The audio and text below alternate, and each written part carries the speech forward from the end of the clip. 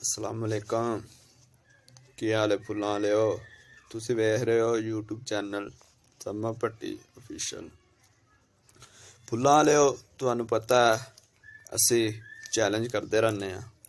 अज फिर असी चैलेंज तुहाडी खिदमत च लैके आए हैं।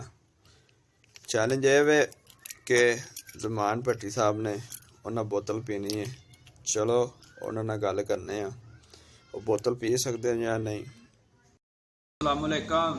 की हाल है फुल्लां वालेओ? अल्हम्दुलिल्लाह ठीक ठाक। पर साहब तुसीं सुनाओ। करम अल्लाह पाक दा। चोरी अब्दुल दुध भट्टी है ते ए जाना भट्टी है।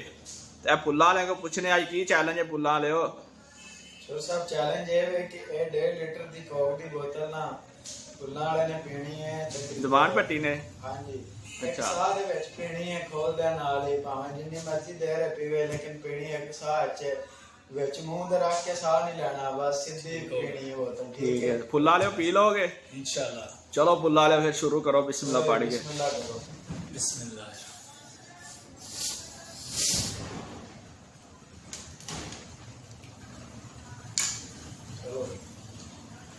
लो जी, आ चैलेंज शुरू हो गया है। फुल्लां वाला शुरू हो गया है। इंशाल्लाह देखो फुल्लां वाला पींदा या नहीं।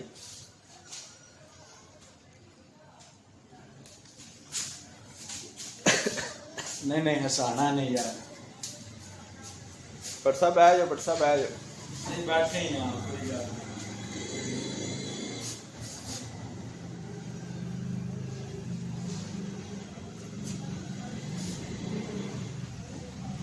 भट्ट साहब हौसला करो, हौसला करो।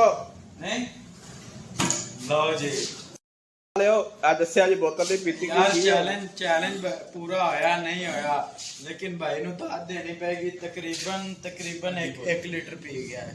ठीक है, 1 लीटर लोकां को रेगुलर दी बोतल नहीं खाली पीती जाती।